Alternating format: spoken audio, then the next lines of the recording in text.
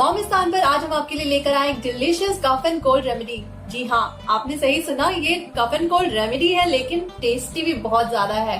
तो हम बनाने जा रहे हैं बेसन का शीरा, जिसे कि बेसन वाला दूध या फिर सुड़का भी बोला जाता है। ये पंजाब में काफी पॉपुलर होम रेमेडी है। इसे विंटर सीजन में वार्मथ के लिए भी कंज्यूम किया जाता है, यानी कि अगर बहुत ज्यादा सर्दी पड़ रही है तो आप इसे रेगुलरली एटलीस्ट हफ्ते में एक बार भी इसे पियेंगे तो आपको वार्मथ मिलेगा और आपकी इम्यूनिटी बूस्ट होगी। ये रेमेडी कोल्ड एंड कफ में एक मैजिकल इफेक्ट करती है। बेसन का शीरा प्रॉपरली इफेक्ट करे, यानी कि ज्यादा असर करिए आपके कोल्ड एंड कफ में। इसके लिए आपको इसे लगातार कम से कम 3 दिनों तक लेना है। इसके अलावा इसे आप रात में सोने से पहले लेंगे तो ज्यादा अच्छे आपको रिजल्ट मिलेंगे।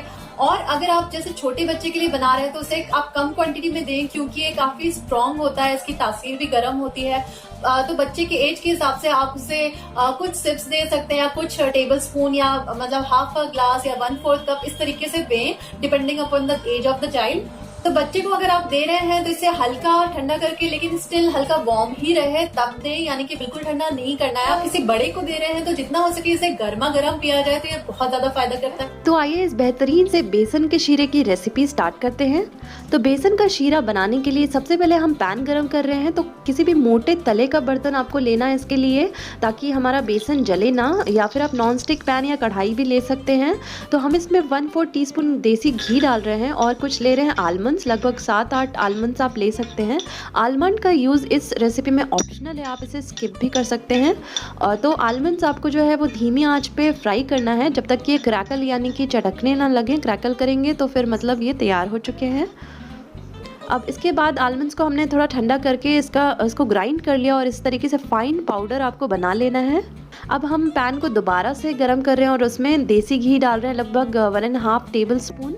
और देसी घी इसमें बहुत इंपॉर्टेंट है इस रेसिपी में, इसलिए बहुत ही अच्छी क्वालिटी का प्योर देसी घी या प्रेफरेबली होममेड देसी घी इस्तेमाल करें। अब हम 2 टेबल स्पून इसमें बेसन डाल रहे हैं और बेसन जो है आपको धीमी आंच पर भूनना है। बिल्कुल इसका ध्यान रखें कि अगर आपका पैन ज़्यादा गर्म हो तो बीच में ऑफ कर ले कुछ सेकंड के लिए और वापस से ऑन करें। बेसन जले ना, इस बात का ध्यान रखें। धीमी आंच पे ही पकाना है, इस तरीके से चम्मच से प्रेस करते हुए, ताकि कोई भी लम्स फॉर्म ना हो पकाना आपको। और जब तक इसमें एक सोंधी खुशबू नहीं आने लगे, हल्का सा कलर ब्राउनिश ना होने लगे, मतलब आपको डार्क ब्राउन नहीं करना लेकिन हल्का सा ब्राउनिश कलर आ जाएगा, तब हमारा बेसन जो है वो भुन जाएगा। तो इसमें ज़्यादा टाइम नहीं लगेगा क्योंकि ये कम क्वांटिटी में हमने बेसन लिया है, इसलिए वो जल्दी भुन जाएगा। तो बेसन हमारा यहाँ भुन चुका है, मैंने गैस ऑफ कर दिया है। मैं आपको दिखा रही हूँ, उसका कलर जो है वो बहुत ही प्यारा सा हल्का ब्राउनिश कलर आ गया है। अब मैं इसमें जो आलमंड का पाउडर हमने तैयार किया था वो डाल दे रही हूँ।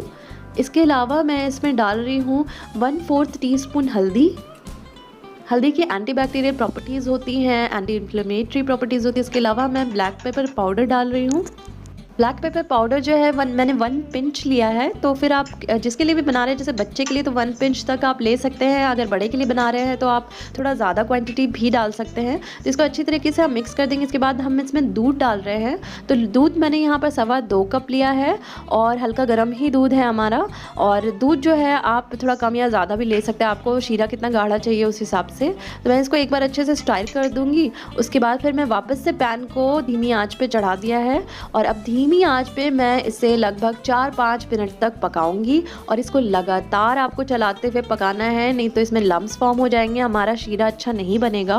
तो इसको इस तरीके से चलाते हुए, या फिर आप चाहे तो हैंड विस्क जो होता है उसका भी यूज़ कर सकते हैं, और उससे मतलब विस्क करते हुए आपको इसे पकाना है। धीमी आंच पे बिल्कुल पकाना है जब तक इसमें हल्का गाढ़ापन ना आ जाए।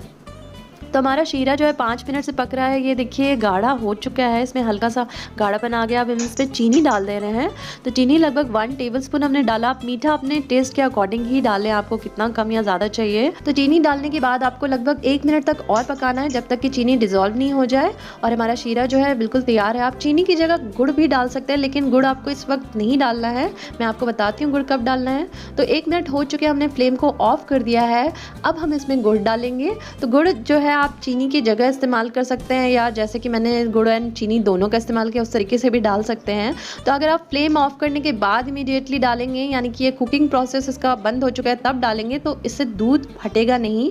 और मैंने यहाँ पर ऑर्गेनिक जैगरी पाउडर का इस्तेमाल किया। अगर आपके पास ये नहीं है तो आप गुड़ को कद्दूकश करके यानी ग्रेट करके डाल सकते हैं, वो ईजिली डिज़ोल्व हो जाएगा थोड़ा सा ही मिक्स करने पर। तो हमारा शीरा जो है वो अब तैयार हो चुका है। अब हम इसे सर्व करेंगे। तो गाइज हमारा सुपर हेल्दी, न्यूट्रिशियस और डिलीशियस बेसन का शीरा बिल्कुल तैयार है। इसे गर्मा गर्म सर्व करें। अगर छोटे बच्चे को दे रहे तो हल्का वार्म सर्व करें। आई होप आपको ये बेसन का शीरा की रेसिपी पसंद आई हो। इसे जरूर से ट्राई कीजिएगा। अगर वीडियो पसंद आया तो आपको पता है ना क्या करना है, झट से लाइक कर दीजिए और वीडियो को शेयर जरूर कीजिएगा। और हमारे चैनल मॉमिस्तान को इस तरह के और भी वीडियोस देखने के लिए जरूर सब्सक्राइब करें। Thank you so much for watching guys. See you soon with another video. Till then take care, bye bye.